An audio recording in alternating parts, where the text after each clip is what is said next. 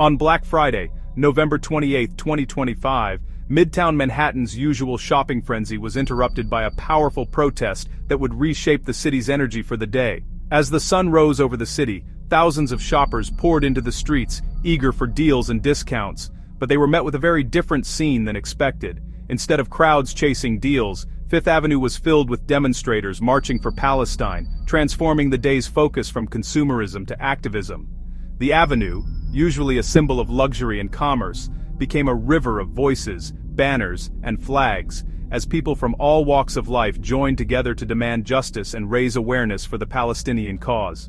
The protest was strategically timed to coincide with peak shopping, using the spotlight of Black Friday to amplify their message. Organizers knew that the world's eyes would be on New York, and they seized the opportunity to make their voices impossible to ignore, blending activism with the city's most commercial day. Inside the glittering stores, shoppers hunted for bargains, their arms full of merchandise, while outside, activists demanded attention for global human rights issues. The contrast was striking. On one side, the pursuit of material goods. On the other, a passionate call for justice and solidarity with those suffering abroad. The demonstration turned a symbol of capitalism into a stage for political theater, challenging the idea of business as usual. Chants echoed off the glass storefronts, and banners blocked the view of window displays, forcing everyone to confront the realities beyond the sales and advertisements. The protest at ZARA was more than a disruption. It was a calculated act to provoke thought and keep the Palestinian cause in the public eye. Activists handed out flyers, engaged with passers-by, and used the store's global brand as a platform to highlight their message, ensuring that the conversation extended far beyond the city streets. The day ended with arrests and a police investigation, but the activists' goal of being seen and heard was unmistakably achieved. News cameras captured the tension and determination, and as the crowds dispersed, the impact of the protest lingered, reminding everyone that even on the busiest shopping day of the year, voices for justice can rise above the noise. The protest brought together about 70 people, students, activists, and community organizers, united in solidarity with Palestine. Many were seasoned activists, prepared with banners, flags, and coordinated chants, determined to disrupt business as usual. Their aim: to pressure corporations they accused of supporting or profiting from the crisis in Palestine, and to connect American consumer choices to global suffering. The group was diverse and intergenerational, reflecting New York's vibrant activist community.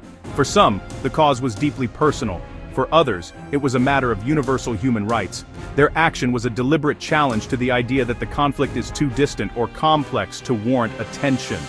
By protesting on Fifth Avenue, they demanded that shoppers and corporations confront uncomfortable truths, their hope to turn passive sympathy into active support for Palestinian rights.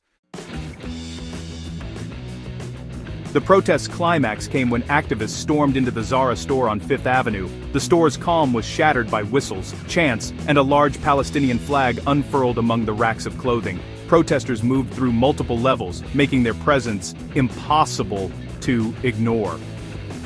Shoppers were jolted from their routines, confronted by a raw political message in a space usually reserved for commerce.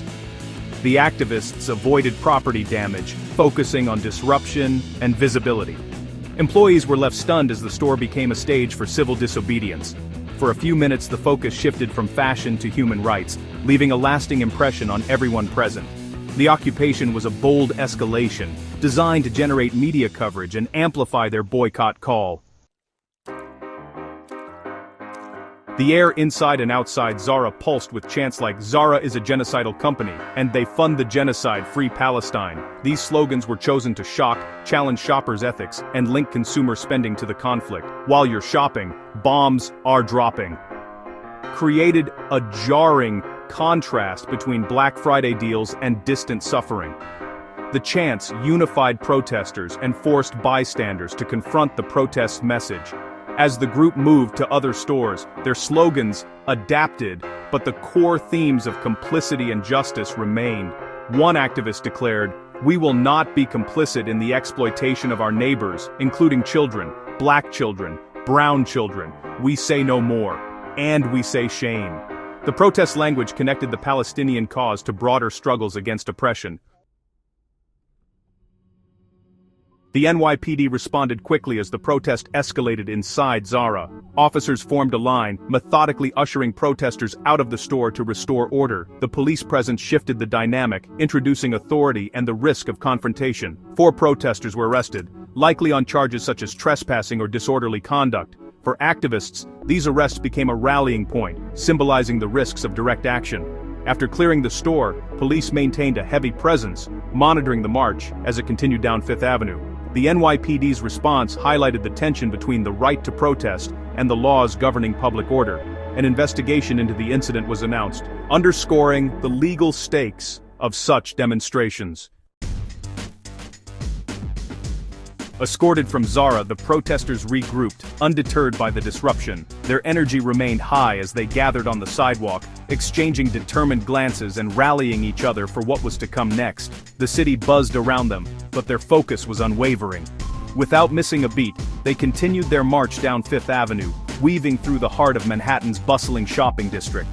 The crowd grew as more supporters joined, their chants echoing off the glass storefronts and drawing the attention of passers-by. Their next target was clear: the Microsoft store, a symbol of global technology and corporate power. By shifting their focus from fashion to tech giants, the protesters signaled that their critique was not limited to one industry. They wanted to highlight how multinational corporations, regardless of sector, play a role in shaping international events and conflicts. Targeting Microsoft, they drew attention to the broader web of corporate involvement in international conflicts, emphasizing that responsibility extends far beyond the fashion world. The protest outside Microsoft was marked by renewed chants, louder and more urgent than before, as the crowd's numbers swelled. Speeches connected the struggle for Palestinian rights to global movements for justice, drawing parallels with other communities fighting oppression. We will not be complicit in the exploitation of our neighbors, including children, black children, brown children. We say no more, declared one speaker, their voice ringing out over the crowd. The crowd responded in unison, and we say shame, a powerful refrain that broadened the protest's message and united everyone present. The march demonstrated the organizers' resilience and strategic thinking as they adapted quickly and kept momentum alive. Their actions kept the cause in the public eye, sparking conversations among onlookers and drawing media attention. Moving from one corporate target to another, the protesters made it clear that their campaign was about more than a single company or industry. With each step, they expanded the scope of their campaign, inviting more people to join and amplifying their message. The demonstration became a powerful statement against corporate complicity, challenging businesses to reconsider their roles in global issues. On one of Manhattan's busiest days, their voices resonated throughout the city, leaving a lasting impression on all who witnessed their march for justice.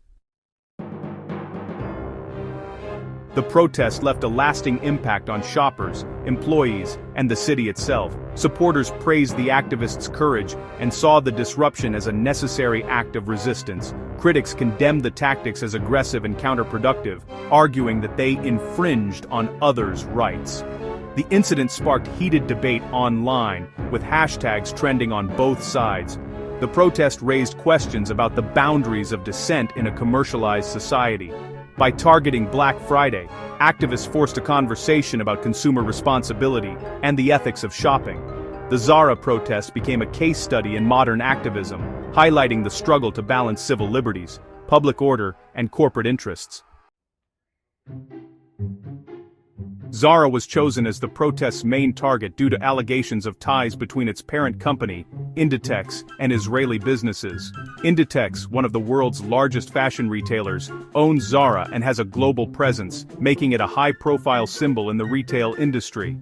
Activists saw this as an opportunity to draw international attention to their cause by focusing on a brand recognized by millions. Activists accused ZARA of complicity in the occupation of Palestinian territories, making it a focal point for the boycott, divestment, and sanctions (BDS) movement. The BDS campaign, which calls for economic and political pressure on companies linked to Israel, saw ZARA as a strategic target to amplify their message and encourage broader participation. The goal was clear: pressure ZARA to divest from alleged Israeli connections and send a message to other corporations about the risks of such associations. By mobilizing public opinion and leveraging social media, activists hope to create a ripple effect, warning other brands about the consequences of controversial business ties.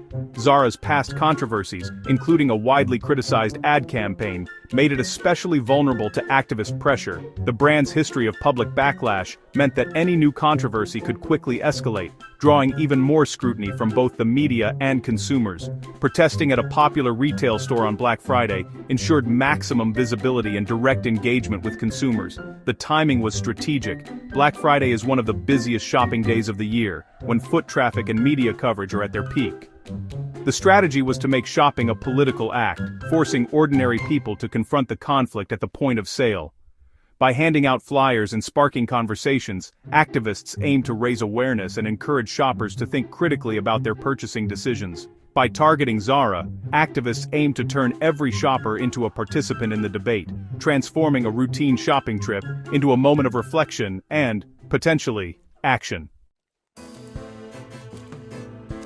The Black Friday protest at ZARA was more than a fleeting event. It symbolized the intersection of consumerism, corporate responsibility, and global politics. It showed how activists use economic disruption to force conversations about human rights into the mainstream.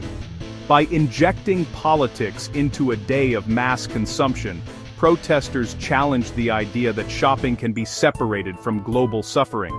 The protest's impact was its ability to make ordinary citizens consider the ethics of their purchases. It energized supporters, drew media attention, and warned corporations of the risks of ignoring solidarity movements. The event brought a distant conflict to the heart of New York, making it impossible to ignore. Ultimately, the protest asserted that in an interconnected world, business as usual is no longer an acceptable response to humanitarian crises.